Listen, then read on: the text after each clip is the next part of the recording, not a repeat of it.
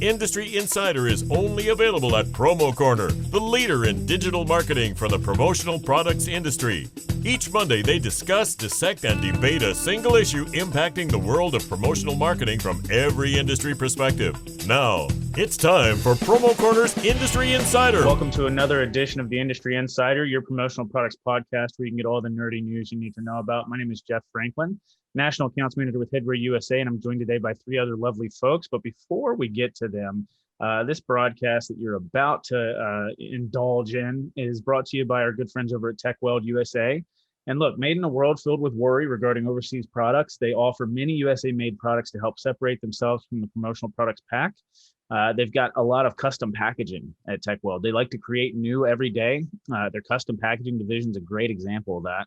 And each box takes on a life of its own, and they work or they can work to really meet your custom specifications regarding packaging, which is pretty awesome. And, look, it's summer, it's hot in a lot of different places out there. If you're outside, protect your eyes. TechWeld's got a lot of great sunglasses. They actually the Distributor Choice Award winner in the sunglass category in 2019. And they've got a lot of sunglass, a lot of sunglass SKUs, and they're FDA approved. And they offer UVA and UVB protection. So go be sure to check them out at techweld.com. That's TEKWELD.com. I promise you won't be sorry that you did. Good folks and good product. So, like I said, joined today by three other lovely folks. Why don't we say hi to Mr. McFadden, because it's been a minute since we've talked to him. How was your trip, sir? It was great. We just got back from Disney, and we took advantage of not the biggest crowds, and my daughter got to dance at Universal Studios. So it was a good time, man. We had a great time, and it was I would say going to Universal felt like a normal theme park because they don't have the capacities there as like Disney does, like the limitations, and it was thousands and thousands of people. So it was funny. At what point did you freak out? Well, okay, so we're going into the Shrek ride, like the Shrek thing, and it was funny. They were saying like, "Yo, you can't do stuff with characters and visitors because we're still practicing social distancing."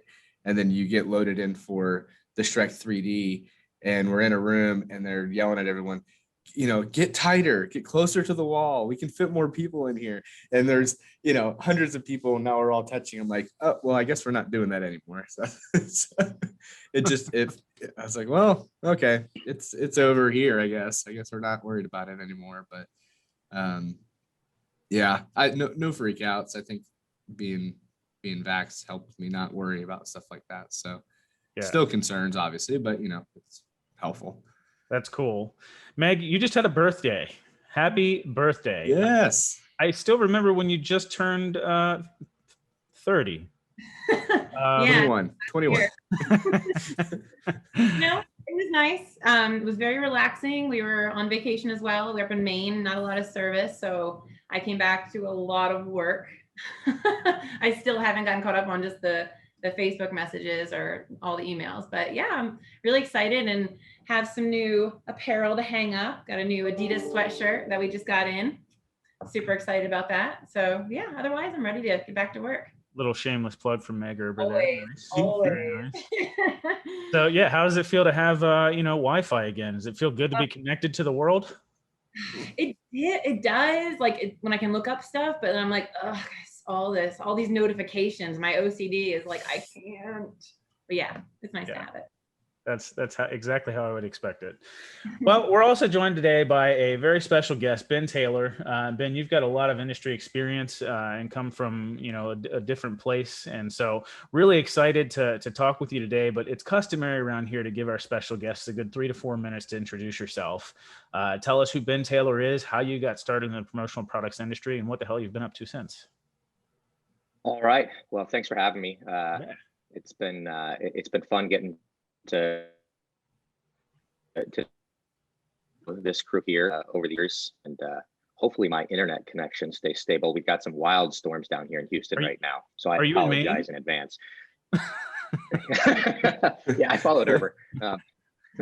The start for me in this industry really dates back to before I was a twinkle in my father's eye. my grandfather on my mom's side started a company called Barker Business Forms. And as we all know, forms turned into printing and turned into cards and turned into promos from the 50s, to now in 2021. And so, our family legacy goes back in this industry a very, very long time. And I swore I'd never get into it, to be very brutal and honest about that.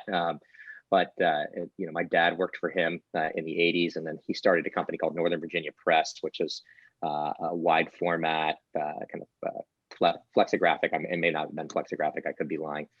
Printing shop, but and he had that through the 90s. He sold it. He started a distributor before he was a supplier, and he was out there hustling and grinding on t-shirts. And as a kid, I was, always interested in kind of what he was doing in the 90s when I was in high school. And so I started paying attention to that, and kind of taught myself, the basics of graphics and things like that, and had knowledge of it. But then I left. I joined the Marine Corps, lived that life for a while, and then kind of ran around the world in management consulting and all sorts, and private equity and all sorts of different types of roles. And then I landed at Bam Bam's, which was really my first step as an employee in the industry, even though I always was around it, my entire 37 years of existence thus far. That said, Bam Bam's was a unbelievable experience. My dad created a great company there. He's got some of the strongest people in the industry with Ben Chase and Zach Harvey, and the team that they run there. I was incredibly proud to be a part of that company. It taught me an unbelievable amount about sourcing and supply chain, and a topic that is really near and dear to my heart is a strength at Bam Bam's. It is our strength at PMGOA, and it gave me an opportunity to create a platform and build a brand around myself. There goes my light. Hopefully that turns it back on. It didn't. Well, sorry about the darkness, guys. Yeah, and I took a little break from the industry. It turned out to be a very healthy decision for our family, for me to and my dad to part ways. We are very alike, strong-minded, stubborn individuals. Him way better at it than I am, but that's okay. And so I took a break. I went and led growth for a cybersecurity company, and then came back. Actually, this crew here had been recruiting me for a number of years. I've known them for a long time at our private equity group level and at the leadership level, and it became the right time. So they called me, and I wasn't in the market really for anything, and they gave me a shout, and I said, "Hey, Megan, do you want to move to Texas and start something new and have an opportunity to kind of be a part of something really cool?" And she was like, "Well, I'm 33 weeks pregnant, and so why not? Let's roll the dice." And here we are. That's She's cool. a good girl. She's a good girl. She's the best. Yeah, very, very cool story. Yeah, we actually had David Geiger on not that long ago as well, and he obviously grew up in the business as well, and swore he wouldn't get in it. I believe it was his story. So it's incredible how this industry just sort of sucks people in, man. It's such a great industry, and it's certainly near and dear to my heart as well. So. And you had mentioned, the supply chain and production sourcing and all that good stuff, product sourcing and all that good stuff is sort of near and dear to yours. And that's actually why we've got you on today. We want to talk about, the sourcing and supply chain and how it's changing moving forward with the current situation and predicament that we're in, and sort of what to expect in Q3, Q4, and then moving onward into 2022. So why don't we just sort of dive right into it, man? Sort of what is your take about what's happening right now, and then we can sort of dive in and have dialogue amongst the four of us with sort of your experience in it. Yeah, I think what's happening right now is really interesting. It's kind of a paradigm shift in the direction that we are going to be moving as a country. A lot of it was started with what 45 did. At the presidential side of things a couple of years ago, exacerbated COVID, and so it created. Can we hear me? Am I cutting out? My internet dropping? Occasionally okay. It flickers, so, but my apologies. that's all right. But It's really interesting. And then, China has been having these major political shifts over the past couple of years, and really, the Han ethnic group this past year is causing massive policy changes that are going to affect us in 2021, 2022, and the years moving forward. And if you look at that, you look at everybody's shift from production on stopping manufacturing and what they were doing and shifting to PPE, especially in our industry, so that they could survive 2020. It created such a lag. You don't realize how much as suppliers we plan ahead from a milling perspective or a manufacturing perspective, and we don't even realize it. Like when we're doing demand planning, we may be thinking 6 months to 12 months out, but in reality, all those decisions truly do have a butterfly effect, and we're really affecting supply chain 12 to 36 months out. And so when everything happened there, it just created this dramatic effect. And it's brought us to a point now where, as businesses in the US, we're trying to really shift away to other countries. But the problem is China has a labor force that's 4 to 4.5 times larger than the entire US population, right? I mean, it's so massive. And countries that we're moving things to, like Vietnam, Malaysia, Honduras, Ecuador, all over South America and other parts of Asia, they don't have the infrastructure and the workforce, the labor force, to be able to handle the demand, the massive demand that the U.S. market puts on these things. And so we'll get into talking about the port and shipping lanes and stuff shortly. But as we consider all of those things, if you look at it just from a raw numbers perspective, our catch up is really probably 12 to 16 months out until we're in a healthy place as an industry. And it really may be a little bit beyond that. Hey, Ben, go ahead, Jeff. No, I was just going to say, I mean, that's an interesting take. I'm sure there are a lot of people that we're winning friends, letting them know it's 12 to 16 months out. Go ahead, Steven. Sorry. I was just going to ask, in your opinion, that catch up, is that things being resolved in places like China, or is that more shifting and more infrastructure upfits in different countries? Like, where do you think that solution comes from? Yeah, well, so, as the globally, we're probably never going to catch up to China's economic growth rate, right? They'll probably grow 8 to 10% this year, which is a massive number. They're the fastest growing economy in the world. They'll probably remain that. And so they'll remain the powerhouse from a supply chain and manufacturing perspective. However, it is just incredibly vital, at least in my opinion, my partner's opinion here, a lot of the other suppliers that I speak with on the back end every single day, is that we really have to have a fundamental shift in reshoring our efforts, whether that be in other countries, which it will be, but really domestically. One of the, I'm throw a little bit of a shameless plug in here, but it's important to the talk and what we're talking about today is one of the most things that we're focused on, and one of the reasons that I'm here today is that reshoring aspect. It's creating that domestic manufacturing processes from soft goods to hard goods. And creating a pipeline and workflow here in the United States. And I know other suppliers, the major suppliers in our industry, are also heavily focused on that. There's like even a conversation with with my dad at Bam Bams. They started that company as an import only company, and they've had a fundamental shift over the past couple of years because he foresaw this coming, that they're going to create the domestic manufacturing process and make changes. Even the best sourcing companies on the planet are really reshoring their focus. So like we may have our Chinese office for sourcing and for quick turn sourcing and long term inventory, right? We have that, but now we have a focus in Malaysia, a focus in Vietnam, a focus in South America, but really a massive equity play, financial play here in the United States to really band together as suppliers and create these domestic manufacturing facilities. I don't know if, even with the economic state and the resources that our country has, that will ever fully get out of China. I think China will probably remain 80-90% of our entire supply chain, especially in this industry, for probably the next 10 years. But it's going to be a primary focus to move it.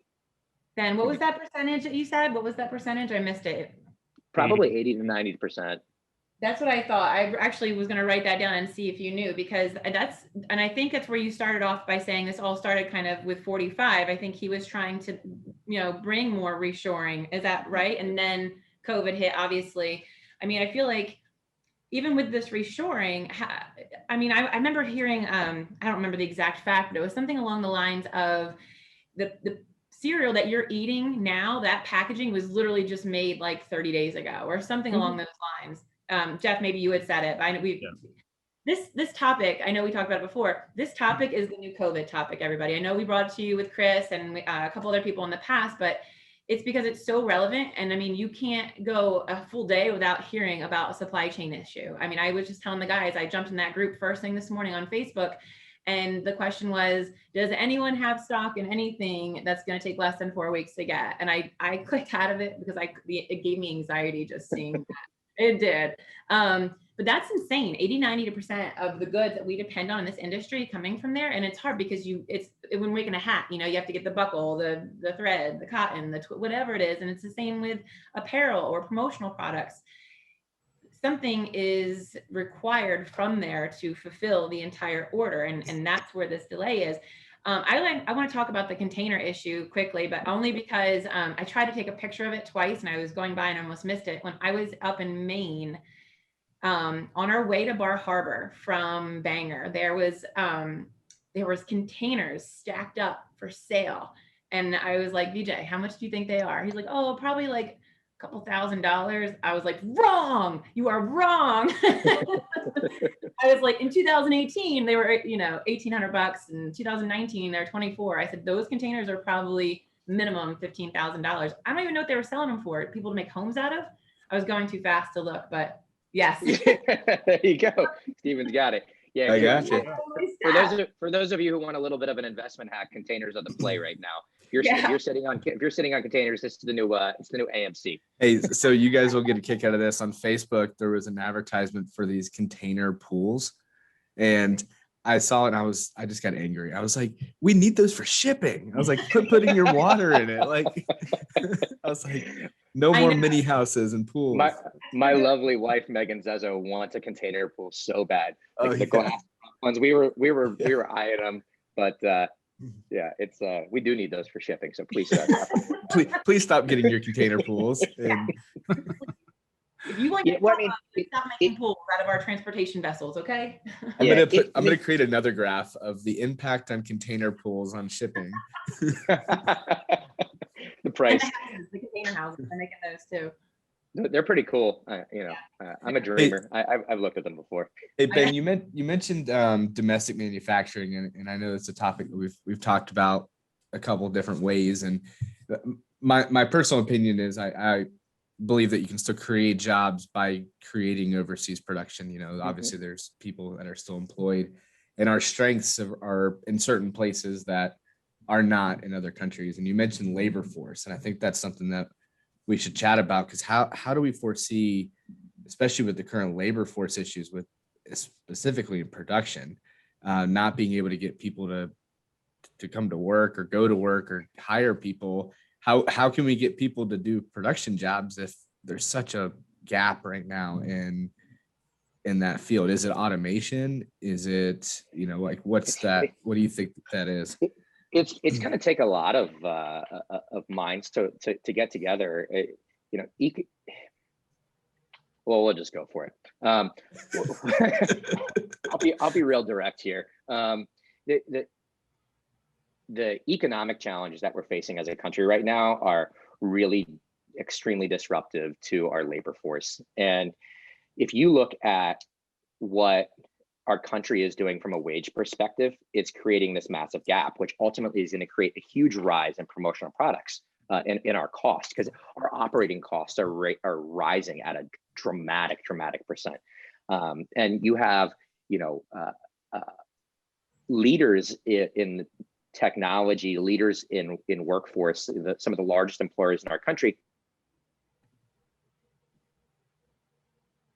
And I fully understand why they're raising wages. I'm not against raising wages. And I understand, I get it, right? However, when you look at where we're at as companies, as suppliers, and what we went through last year, just in the supply chain, having to furlough or lay off a lot of people on the workforce side of things because we were selling PPE instead of manufacturing tumblers or wristbands or whatever that may be, and it caused this butterfly effect that was looming for the past couple of years as these wage conversations started happening. And so now we're at a place in the industry where if we can get people to come back to work, right, like shortly here when unemployment shift changes and people are going to be forced economically to go back to work, that's going to make a change in the industry. However, you have the huge rise in wages, and those huge rises in wages are where it's going to become so important for us to fix the supply chain on the distributor side, educating our customers, right? It's not about the political aspect of should we raise wages or not. That's happening. That's a movement that our country is moving towards. We have to all get on board and support it and keep going forward. But what's so important is that we educate the end user. So when you go out and you talk to McDonald's, or when you go out and you talk to, your local, high school booster club about selling them t-shirts, you have to really, really educate them on what's going on. So you don't have to say, hey, we had to raise wages to $21 an hour. So the cost of ink went up and the cost of labor production went up. So your shirt that was $5 is now $8.50. It's explaining to them that this is a commodity product, but it's also a labor-driven product, and it has a tremendous amount of value. And so it becomes educating on the value of promotional products to complete that sale. And that's what's going to help us create a workflow that's going to support the entire industry. And that part is so important. We're going to remain in struggle to hire people until we, as a community, as an industry, educate and help our clients create budgets for what prices are going to be moving forward so that we can all make a healthy margin and survive. I know, we were seeing it everywhere. I mean, when we were up in Maine, even every single door had help wanted, machinists wanted, carpenters, wanted. And when I talk to my customers, they say that they experienced this before pre-COVID too. Maybe not as prominent, but there was some labor shortages. And I feel like I'm wondering if it's almost exuberated by this. Well, obviously it is, but now we're just noticing it more as well. Or people are using that as a crutch too. I don't know. I'm all over the spectrum with this topic. It's very frustrating to see. And I feel bad for the business owners because on one side I saw, hey, we're short staffed, please just give us some grace. And it's like for them to have to put that on a sign as you walk in the door, I can only imagine how awful, what they had to deal with ahead of time to have to put that up. It's hard. I did have this graph. I don't know if it's visible or not. I've got all sorts of stuff, but it's showing like the total number of job openings and then the total number of manufacturing openings. And I thought it interesting that it's 10%, like 10% of all the jobs that are open right now are manufacturing jobs. So it's startling because that falls into the production side, and that, just think about how large that number of 10% actually is in our country. It's right? Almost That's a million jobs. It's a million. It is. I mean, so we employ in the back here, and I wish I could show you, but we probably get everybody dizzy. 175-ish people on the manufacturing side of things, and that's what we should employ, and it's nowhere near that right now. And it's not because we don't have the demand. It's because we are very much struggling to hire people, even with a massive wage gap. I mean, we're doing our best to try and become one of the best places to work for, right? That's so, and so many companies are. You look at if you read what ASI put out a couple weeks ago, some of the benefits that suppliers and distributors create in our industry is brilliant. It makes me so proud to be a part of this industry. But no matter what we do, adding the PTO for hourly employees, paying for 90% of the healthcare, covering all the expenses, increasing wages to a point where we can just break even on a t-shirt or break even on a mug, unless we push product price increases out. We still can't get people to come. And of what happened on all across, or if it's fear, if it's I don't want to get crude. So I don't know what it is, but it's a struggle, and it's a little bit disheartening, right? You have these phone calls every single day. You guys get them as distributors, we get them as suppliers, and you want to help. That's why we're here. We're here to provide a service, this is where it all goes back to really educating our customers so well, making sure suppliers are leading the charge, educating the distributors, and as distributors, you guys are leading the charge, educating that end user. It is interesting. I've repeated myself a few times over the past few months saying the same line. It's not that I don't want to sell you stuff. It's just like, it's just not there. Like if I had it, I would totally sell it to you. Yeah. So I kind of want to backtrack a little bit to when you were talking about reshoring and sort of considering moving production to other countries and things like that because of something that maybe you foreshadowed in the past. What exactly is the reason for needing to reshore or to potentially look at another manufacturing source? Because like you mentioned, China has the labor of 4 times the population of the United States. And I don't know if that's an estimation or a wild guess or whatever, but ultimately they have a crap ton more of labor than what we could ever imagine. So, they're one of their biggest industries, I believe, is manufacturing and exportation. So, what was the reason for even needing to look somewhere else? I think it goes a lot of different ways, right? There's a myriad of different factors. The first being as manufacturing companies here in the United States, we need better control of our processes, better quality control, and we need to, when these issues happen, be able to pivot and shift, right? We're always going to manufacture in China, but if we can pivot on a dime, we avoid a lot of these issues, moving forward. We're able to produce and able to get things out if we can make raw materials here.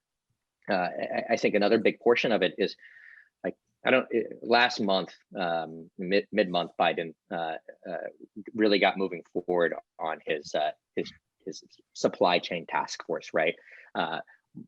Monitoring policies and trying to create regulations in what China is doing. You heard me mention what the Han ethnic group is doing, right? In China. Those policy changes there are going to have massive impacts at the tariff level, even at the port level, right? Because they control so much of the labor force, and then they control so much of the policy. And so if you look at what we're experiencing in just port delays, right? Being able to load containers, get ships there fast enough, get things over to the United States and all of the different ports, that's going to be a continued struggle. And if we want to economically, I'll say that word for the 50th time today, be able to control our own destiny and being able to create more domestic jobs, we really have to have that focus. Like Stephen said earlier, and you probably more than most distributors do custom overseas made to order. I mean, you work with Chasen for years, and I watched you do it, and you do a phenomenal job, and it does create a lot of jobs here, a lot of jobs there. But we're getting to a point in time, what I like to call the Amazon effect, where people's buying cycles are so much faster. And no matter how good we are at creating a custom made order and importing it in 2 weeks via air, those fuel costs and all of these policies that are happening are going to continue to rise and change. And all of a sudden that flag that's $5.25 is going to be $13.25. And then your sell to the distributor is going to be 20, and then you have to make your margin, and then they're going to have to sell it for 40. And it becomes impossible from a financial perspective because we've inflated the product, right? And I could go on an inflation for hours. What we're doing from with our manufacturing of our dollar right now, and what that's causing. But all of those little things are causing this, and that is really why we have to reshore. Because if we don't, the inflation on our commodity-based promotional products is going to go so far through the roof, we'll never be able to control the process. Well, I mean, we already mentioned 10 million open, or a million open jobs in in manufacturing already here in the States. I mean, how much more could you possibly, have available for manufacturing in this country? If you're talking about moving to a different country, you're still nowhere near going to be able to scratch the surface of what China's capabilities are as far as their skilled labor and what they're able to their capacity. And you also mentioned even stateside, we're talking about these, the wages and things like that increasing, doubling and tripling and whatever else it is. I mean, that's also going to create that inflation. So, I mean, I think it's still cheaper, even with the rise in air freight and container costs and everything else, it's still cheaper to import that stuff than it is to manufacture it or do it here with the rise in costs. It will be. I mean, the inflation is it's going to kind of screw us over either way, It is. It is. But as employers here in the United States, as business owners, and as as people that work in the manufacturing industry and such a crucial part of our supply chain, we also just have to take more control over the process and the destiny, so that we can handle these paradigm shifts or handle these economic disasters in a better rate. Yeah, I think that's the key right there. Yep. Stephen, I think you had texted Jeff and I like a couple weeks ago, and you said, this is proof of inflation or whatever. You were like, I quoted this domestically and the overseas more. Right?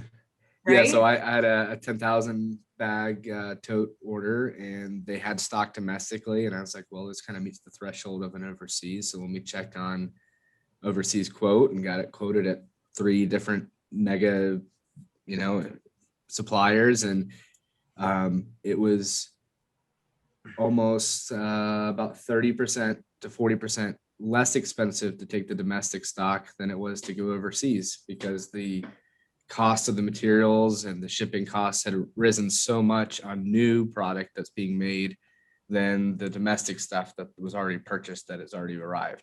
So it was night and day. I mean, it was significantly more expensive to go overseas on a new order.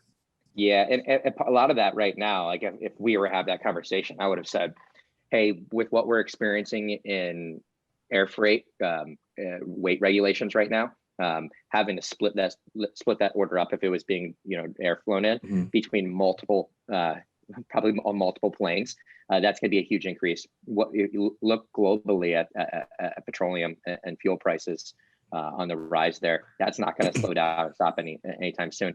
So while we'll be able to on slow boating in, be able to crush domestic prices when we have the time frame, when you have 30, 60, 90 days, for an order, any fast turn overseas is going to continue to struggle, unfortunately, which and that's a big pill for me to swallow. It's so much of our business. And so, it's what we're great at. It's what, my last company, Bam Bams, is great at. And, it's why we're doubling down and taking every bit of any money that we earned the past couple of years and really pouring it into domestic manufacturing, which part of the reason causes a lot of those job openings, Jeff, because we've created so many new jobs. But at the same time, before this issue, they were full. We had 175, 200 folks back there. We aim to have 250 to 300 folks back there this fall, and I fully expect that to happen. We're trying to make the changes as a business necessary that we need to fill those positions, and it's just is what it is. Sure. So first of all, Brennan Petrich says, welcome to Texas. Welcome to Texas. I'm pretty sure that's how he said it. Yeehaw, or yee, I think is what he actually Tim Hill says hello. Terry Compton and Megan Zezo Taylor also says hi to everybody. And hi, honey. Frank Good says welcome to Houston, Ben. Thanks, Frank. Looking forward to seeing you.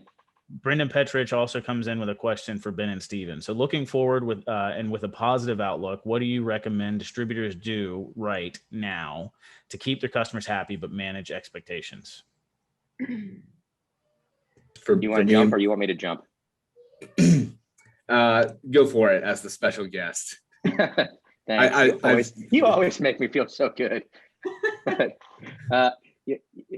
That education side of it, I'll make a public offer right now. Any if any distributor out there that wants to do a one-to-many conversation with your customers about this, I'll get on video any time of the day, and we can have that conversation with your customers, open up the conversation about supply chain to them.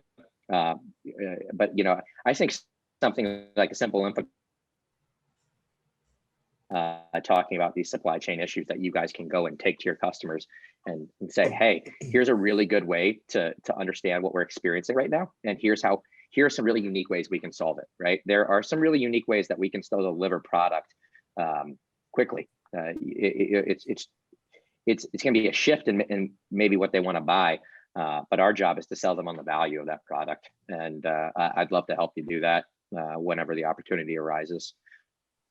So from an end user perspective, obviously the education, we have links in our signatures to articles and things like that people can find out as we message them. We're calling people, setting up meetings. I think even a bigger step though is to take some time and to manage your own pipeline to try to time things out.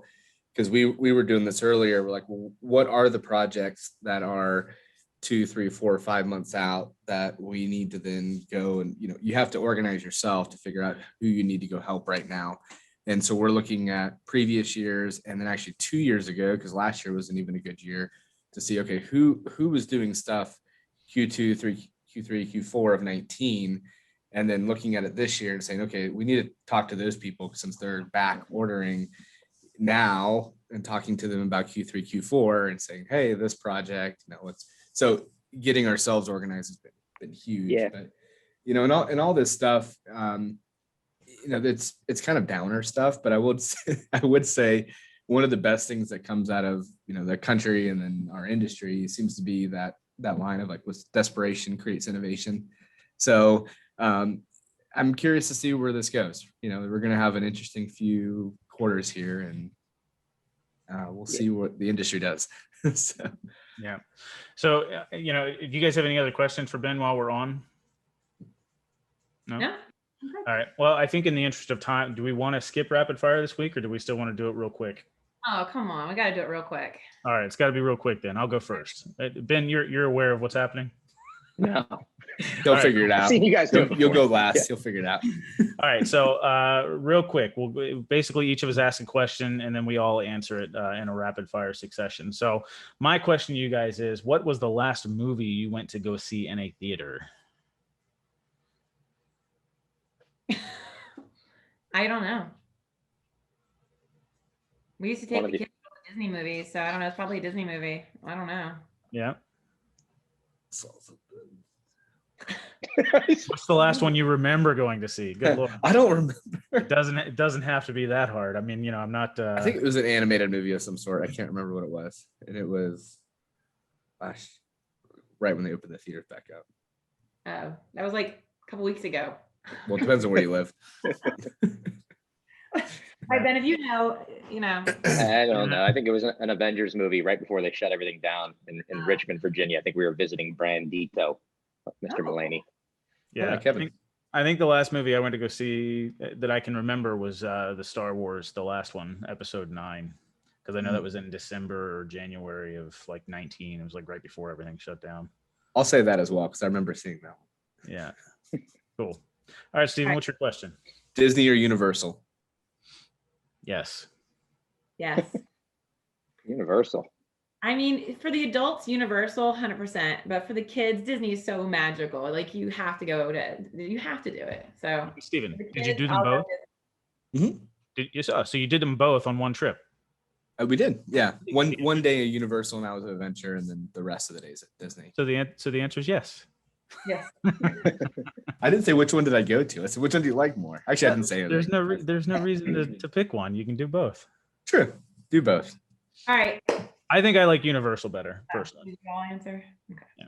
We did. Okay. Disney. My turn. All right. How many tattoos y'all got?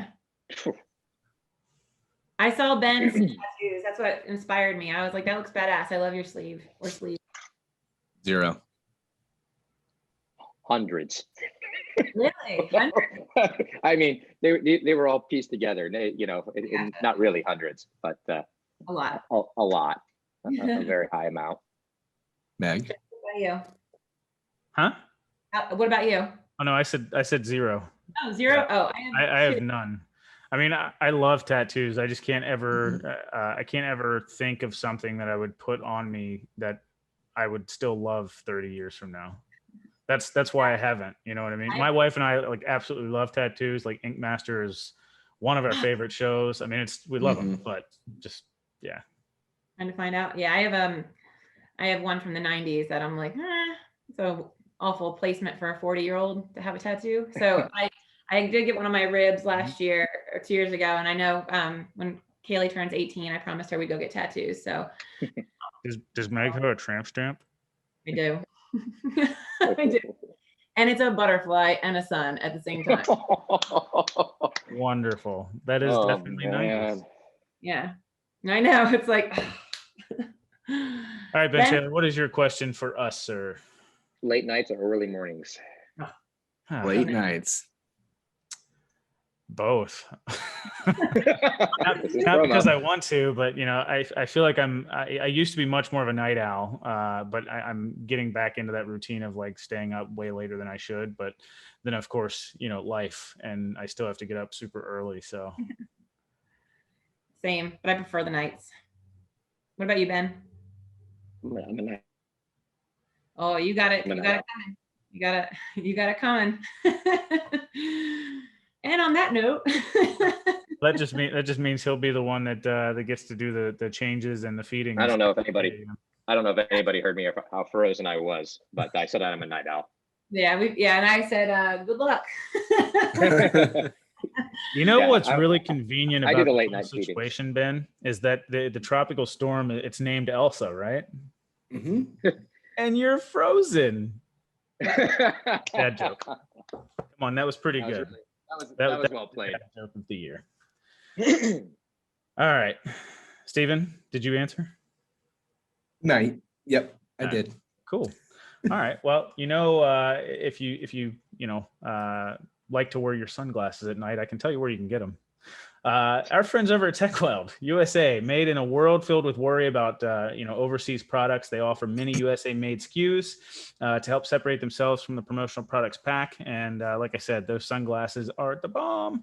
But they've got a lot of FDA compliant products as well. In a time of uncertainty, knowledge that products are FDA compliant is key in allowing customers to feel at ease when placing an order. And sanitizers are still a thing. Steven, I'm curious to find out how many sanitizer stations were all around the parks while you were down there, if any at all. But look, due to the coronavirus and the outbreak, something that's still trending worldwide, and the CDC recommends sanitizing and washing hands to help prevent the spread of the disease. And they have many sanitizer SKUs to help combat the spread of the virus. So go check them out at techweld.com for more information.